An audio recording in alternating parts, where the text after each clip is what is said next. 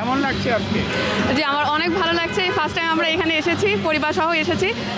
যারা এটা অর্গানাইজ করেছে তাদের সবাইকে খুবই ধন্যবাদ। আমার জীবনের এই প্রথম ঈদ, এত আনন্দ, এত মর্যাদাবান মনে হলো আমার কাছে। আমরা এখানে নারী পুরুষ ভেদাভেদ ভুলে যে আমরা যে এক কাতারে ঈদ উল ফিতরের নামাজ আদায় করেছি, এই সরকারকে অসংখ্য ধন্যবাদ। ওয়ালটন আবারও মিলিনিয়ার অফারে ওয়ালটন ফ্রিজ কিনে আপনিও হয়ে যেতে পারেন মিলিয়নিয়ার। মিলিনিয়ার ছড়াছড়ি দেশ জুড়ে, এটা শুধু ওয়ালটনই পারে।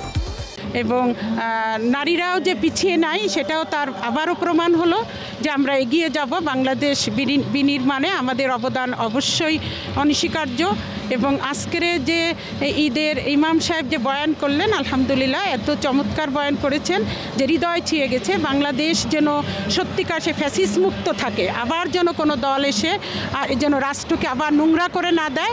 আমরা সেজন্য সবাই এক কাতারে ভেদাভেদ ভুলে যে আমরা দেশ সেবায় আমরা যেন সবাই নিয়োজিত হতে পারি। আসিফকে অবশ্যই আমাদের পক্ষ থেকে মোবারকবাদ যে এত অল্প বয়সে এত বেশি মেধা দিয়ে দেশ গড়ার কাজে যে সে ভূমিকা রাখছে।